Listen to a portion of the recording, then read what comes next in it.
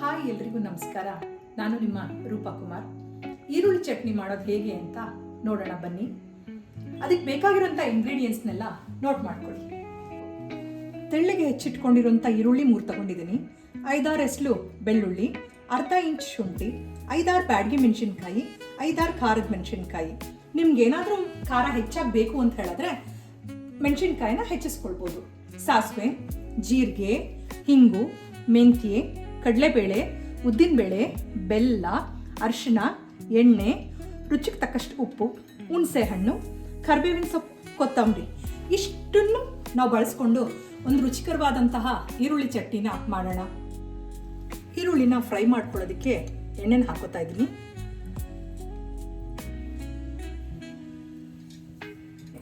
ಈರುಳ್ಳಿ,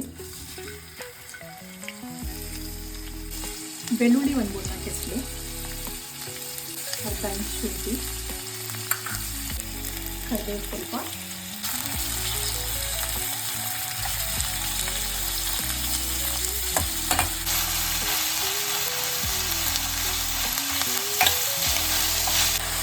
ಈರುಳ್ಳಿಗೆ ಸ್ವಲ್ಪ ಜೀರಿಗೆ ಹಾಕ್ತೀವಿ,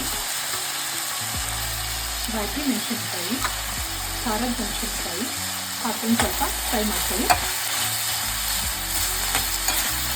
ಸ್ವಲ್ಪ ಉದ್ದಿನಬೇಳೆ, ಸ್ವಲ್ಪ ಕಡಲೆಬೇಳೆನ ಹಾಕೋದು, ಮೆಂತ್ಯ ಸ್ವಲ್ಪ ಹಾಕೋತಾ ಇದ್ದೀನಿ.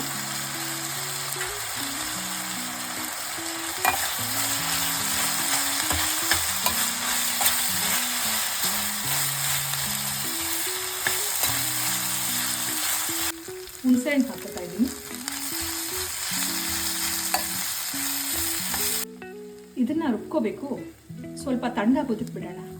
ಒಗ್ಗರಣೆ ಮಾಡಿರೋಂಥ ಈರುಳ್ಳಿನ ಈಗ ರುಬ್ಕೋತಾ ಇದ್ದೀನಿ.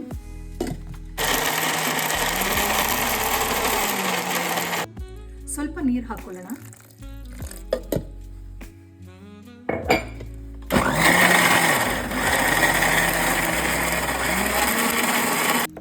ಈ ರೀತಿ ನುಣ್ಣಗೆ ರುಬ್ಕೊಳ್ಳೋಣ.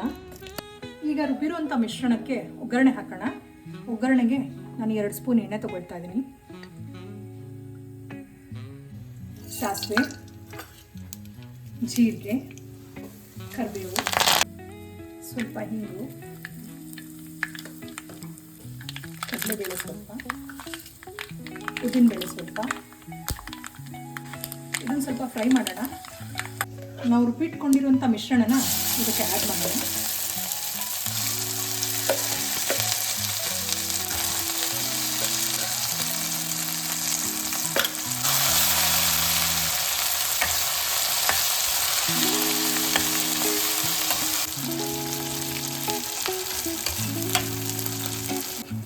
ಒಂದು ಸ್ಪೂನ್ ಬೆಲ್ಲ ಹಾಕೋತಾ ಇದ್ದೀನಿ. ಅರಿಶಿನ ಅರ್ಧ ಸ್ಪೂನ್ ಹಾಕೋತಾ ಇದ್ದೀನಿ. ರುಚಿಗೆ ತಕ್ಕಷ್ಟು ಉಪ್ಪು ಹಾಕೋತಾ ಇದ್ದೀನಿ. ಬೆಲ್ಲನ ಕುದಿಯೋ ತನಕ ಮಿಕ್ಸ್ ಮಾಡೋಣ.